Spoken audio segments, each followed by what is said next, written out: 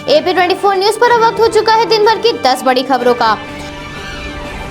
देश के प्रधानमंत्री ने आत्मनिर्भर भारत के लिए स्वामित्व योजना को प्रारंभ कर दिया है।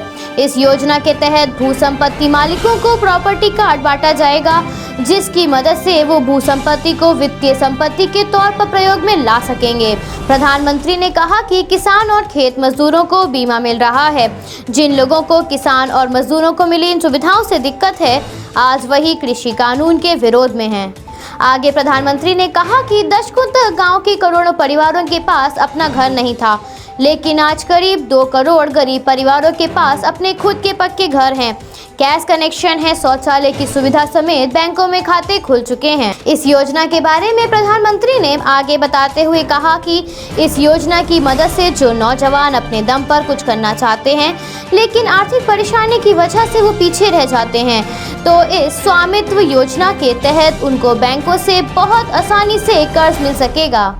आज आपके पास आपका खुद का आधार कार्ड है, कानूनी दस्तावेज है, आपका घर आपका ही रहेगा और ये योजना गांव में ऐतिहासिक परिवर्तन लाने वाली है।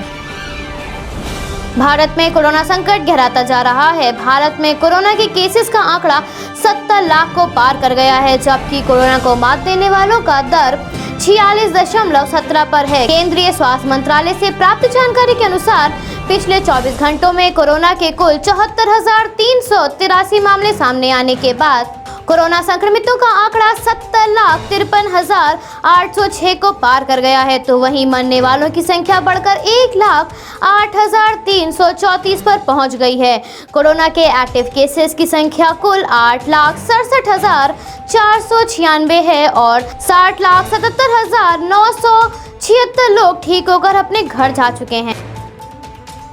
हाथरस वारदात पर राजनीति थमने का नाम नहीं ले रही है। कांग्रेस के पूर्व अध्यक्ष राहुल गांधी हाथरस वारदात पर एक ट्वीट के जरिए कहा कि ये बहुत शर्मनाक सच्चाई है कि बहुत से हिंदुस्तानी दलित, मुस्लिम और आदिवासियों को इंसान नहीं मानते हैं। मुख्यमंत्री और उनकी पुलिस का कहना है कि किसी के साथ दुष्कर्म नहीं हुआ, क्योंकि उनके लिए और कई हिंदुस्तानियों के लिए वो कोई नहीं थी। राहुल गांधी ने इस ट्वीट के साथ एक तस्वीर भी साझा की, जिसमें हाथरस वारदात पर विरोध प्रदर्शन हो रहा है और हाथरस के अपराधियों के लिए फांसी की सजा की मांग की गई है।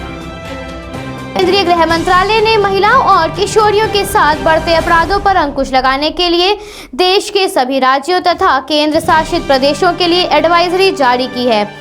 उत्तर प्रदेश पुलिस द्वारा हाथरस मामले में लापरवाही बरतने पर गृह मंत्रालय ने ये कदम उठाया है। केंद्रीय गृह मंत्रालय ने कहा कि बलात्कार तथा अन्य गंभीर अपराध होने के बाद पीड़ित को थाने के चक्कर काटने पड़ते हैं, जबकि ऐसे मामलों में समय से FIR होनी चाहिए और जांच अपने समय से चलती रहे।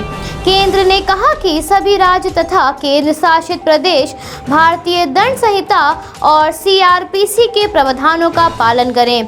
केंद्र ने कहा कि अगर अधिकारी FIR दर्ज नहीं करेगा तो भी सजा का प्रावधान है।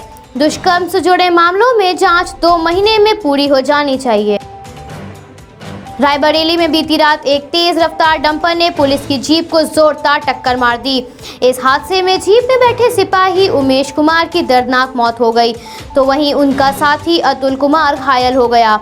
ये हादसा मिल एरिया थाना क्षेत्र स्थित राही गांव के पास रायबरेली सुल्तानपुर हाईवे पर हुआ। हादसे के बाद फरार हुए ट्रक चालक को पकड़ने के लिए रायबरेली अमावा रोड समेत आसपास के अन्य मार्गों पर चेकिंग अभियान चलाया गया, तो उसी बीच एक दूसरे ट्रक ने PRD के जवान राजदेव को कुचल दिया, जिससे उसकी मौके पर ही मौत हो गई और साथ ही मेवालाल घायल हो गया। घायल जवान को लखनऊ रेफर किया गया है। इन दोनों हादसों में मुकदमा दर्ज करके एक चालक और उसके वाहन को पकड़ लिया गया है। कृषि कानून के विरोध में पंजाब में प्रदर्शन अपने चरम पर है। पंजाब में किसान रेल पटरी पर धरना दे रहे हैं, जिस वजह से रेल यातायात ठप पड़ा है। इस वजह से कोयला और खाद की आवाजाही बंद हो गई है, जिससे कोयले और खाद की राज्य में कमी होने लगी है और थर्मल पावर बंद होने की कगार पर है। तो वहीं खाद न पहुंच पाने की वजह से फसल की खरीद पर भी संकट मंडराने लगा है। कृषि कानून के विरोध में किसानों के इस प्रदर्शन की वजह से 10 लाख मीट्रिक टन खाद्यान्न प्रभावित हुआ है।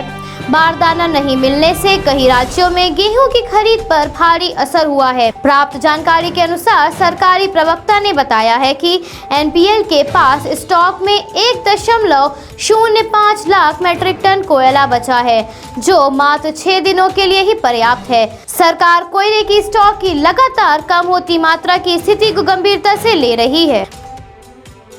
बिहार के विधानसभा चुनाव को लेकर राजनीति ने रफ्तार पकड़ ली है।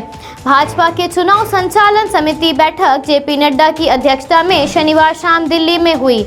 इस बैठक में प्रधानमंत्री समेत गृह मंत्री, राष्ट्रीय संगठन महामंत्री, केंद्रीय मंत्री मौजूद रहे।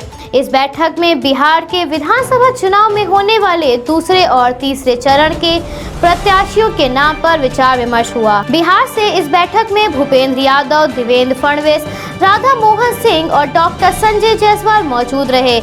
बिहार के दूसरे और तीसरे चरण के भाजपा प्रत्याशियों के नाम की घोषणा अभी नहीं हुई है, मगर ये बैठक बहुत अहम मानी जा रही है, क्योंकि इस समय दूसरे चरण के प्रत्याशियों के नामांकन की प्रक्रिया शुरू हो गई है।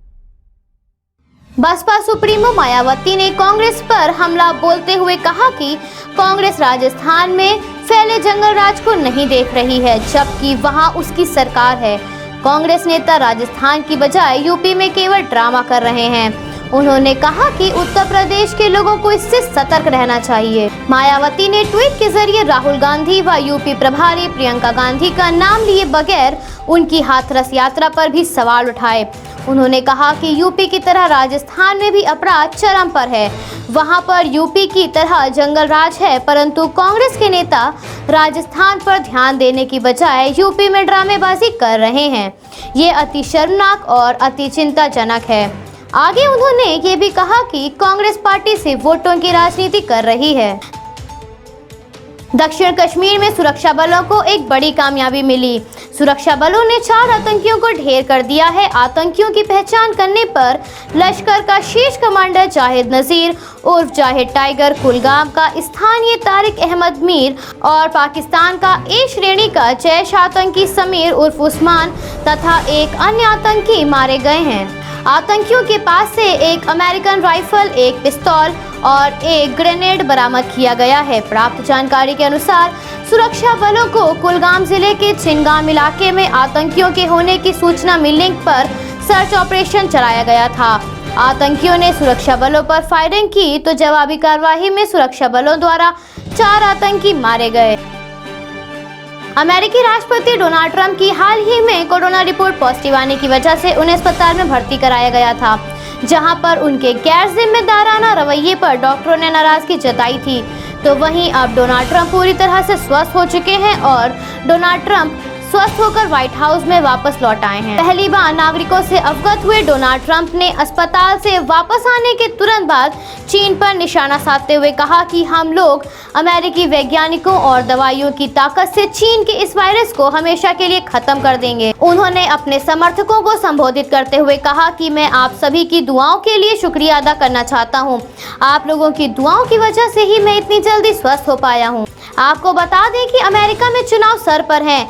ऐसे में इस कार्यक्रम का आयोजन का मकसद सिर्फ लोगों में संदेश पहुंचाना था कि ट्रंप पूरी तरह से स्वस्थ हो चुके हैं और अपने विपक्षी उम्मीदवार बिडेन का सामना करने के लिए पूरी तरह से तैयार हैं। Bureau report AP24 news Lucknow.